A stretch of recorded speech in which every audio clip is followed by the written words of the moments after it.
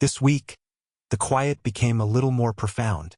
5 men, the voices of our memories, the architects of our passions, and the keepers of our history, took their final bow and left the stage forever. Number 1. Peabo Bryson, who passed away on June 2, 2026. There is a particular golden frequency in American pop culture that belongs exclusively to Peabo Bryson. If you wandered through any shopping mall, attended any wedding reception, or watched any beloved animated film in the 1990s, chances are you were hearing the smooth, soaring tenor of a man who understood the inner workings of a love song better than almost anyone else of his era. Bryson was not merely a singer. He was the foremost interpreter of cinematic emotion. When he walked into the recording studio to lay down the title track for Disney's Beauty and the Beast alongside Celine Dion, he was not simply performing a pop song. He was setting the tone for a new golden age of animation. He had a singular gift for bridging the world of soulful R&B with the sweeping grandeur of adult contemporary balladry. His career, which spanned more than 5 decades, was built on technical excellence. He did not lean on the studio manipulation that defines so much of modern vocal production. Instead, he relied on sheer breath control, flawless pitch, and a natural instinct for emotional delivery. Whether he was crooning a whole new world or delivering classics like If Ever You're in My Arms Again, Bryson carried himself with an elegance that made every listener feel as though the song had been written and performed just for them. In an industry that frequently rewards the loud and the sensational, Bryson's greatest power lay in his gentleness. He demonstrated that vulnerability could be the most formidable weapon an artist ever wielded. He gave generations of Americans a language for love, a way to process heartbreak, and permission to believe in a little magic. He leaves behind a catalog of songs that will remain in cultural rotation for as long as people continue to fall in love. Born in Greenville, South Carolina, his rise from the Chitlin circuit to the world stage stands as a tribute to the work ethic instilled in him by the women who raised him. He was a devoted servant to a good song, and in return, he became a trusted companion to millions of listeners around the world. Number 2. Rick Adelman, who passed away on June 1, 2026. The loss of Rick Adelman at 79 is a deeply significant moment for the sport of basketball, not only for those who knew him as a coach, but for those who understood the game as a living, breathing art form. Adelman was a quiet revolutionary. In an era when the NBA frequently celebrated physical dominance or the unchallenged reign of a single superstar, Adelman offered a different vision: the collective. His genius was rooted in his ability to dismantle the rigid, predictable basketball of previous generations, long before positionless play became the accepted standard throughout the league. His time with the Portland Trail Blazers in the early 1990s proved he could manage ego and talent in equal measure. But it was his years with the Sacramento Kings at the turn of the millennium that cemented his place in basketball history. Those Kings teams, featuring Chris Webber, Vlade Divac, and Peja Stojakovic, played with a rhythm that felt spontaneous yet mathematically exact. He took players that other coaches had written off as misfits and wove them into a system where the ball moved faster than any defense could keep up with. The heartbreak of the 2002 Western Conference Finals remains one of basketball's most haunting what-ifs. But the style of play those teams embodied, the backdoor cuts, the high-post distribution, the willingness to make the extra pass, reshaped the way general managers evaluated talent for the next 2 decades. Unlike the volatile, headline-chasing coaches of his generation, Adelman led with a calm, almost scholarly composure. He had no need for the spotlight. He let the scoreboard do his talking for him. His passing reminds us that the finest leaders are often those who quietly lift their people up and allow them to become the stars of the show. With 1,042 career wins, he retired as one of the most accomplished and most underappreciated strategic minds the sport has ever seen. Number 3. Ned Jarrett, who passed away on June 4, 2026, at the age of 93. The death of Ned Jarrett feels like the closing of the final chapter in NASCAR's founding era. To truly understand the billion-dollar spectacle that American stock car racing has become, you must first understand the foundation laid by men like Jarrett. Gentleman Ned was not simply a nickname, it was a way of living. As a 2-time Cup Series champion in 1961 and 1965, He was a commanding presence on the track during a period when the cars themselves were essentially rolling death traps and the racing surfaces were often little more than packed dirt and loose gravel. But Jarrett's influence may have been even more far-reaching once he stepped away from the driver's seat. He became the voice of the sport for millions of Americans watching on CBS. His move into broadcasting felt completely natural because he possessed a rare quality: the ability to translate the complex mechanical and strategic realities of racing into language that made even a casual viewer feel like a true insider. He was the sport's grandfather in every meaningful sense.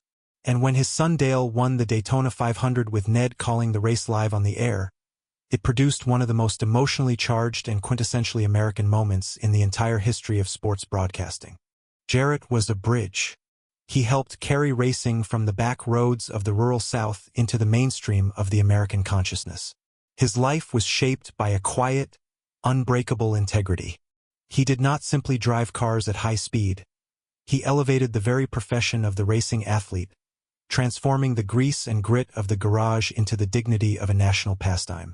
He was the sport's oldest living champion at the time of his passing, leaving behind a legacy that now rests in the capable hands of the next generation of his racing family.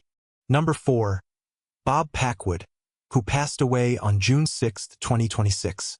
The passing of Bob Packwood at 93 calls for a different kind of reflection entirely. As a U.S. Senator from Oregon who chaired the immensely powerful Senate Finance Committee, Packwood was an undeniable force in 20th-century American policy. Yet his life functions as a kind of Rorschach test for our national story. In his prime, Packwood was a masterful player of the legislative game. He played a central role in crafting the tax codes that defined the Reagan-era economy and stood as a passionate advocate for environmental protection and civil liberties. He operated at a level of political sophistication that is rarely encountered in today's landscape. He understood that governing was about the slow, unglamorous work of building consensus across competing interests. He was even the first Republican to publicly support the impeachment of Richard Nixon, a decision that demonstrated his willingness to challenge his own party's leadership when he believed the integrity of the nation demanded it. And yet, to speak of Packwood without confronting his downfall would be to ignore the full truth of his political life. His resignation in 1995, under a heavy cloud of scandal surrounding allegations of sexual misconduct, marked a defining moment in the ongoing national conversation about public morality and the exercise of legislative power. His life presents a complex case study in the American character. We are a country that holds merit and achievement in the highest regard, yet we are continually forced to reckon with the reality that those who hold power are as deeply flawed as anyone else. Packwood's story is a sobering reminder that a legacy is shaped not only by what we accomplish in the halls of government, but by how we conduct ourselves in the spaces where no one is watching. He remains a critical, if uncomfortable, piece of the larger puzzle that is American governance. Number 5. Gordon Wood, who passed away on June 7, 2026. How does a nation define itself? For decades, the answer for millions of students, scholars, and curious everyday citizens was provided by Gordon S. Wood. At 92, Wood leaves behind a body of work that challenged all of us to view the American Revolution not as a sequence of military engagements, but as a total and sweeping transformation of the human condition. His masterpiece, The Radicalism of the American Revolution, broke apart the accepted narrative. He shifted the lens away from the celebrated great men, Washington, Jefferson, Adams, and redirected it toward ordinary people, toward social upheaval, toward the evolving language of equality, and toward the democratic explosion that erupted in the wake of 1776. He argued that the revolution was not simply a political separation from Britain. It was a fundamental reimagining of how human beings related to one another. He made history feel like a living, ongoing argument.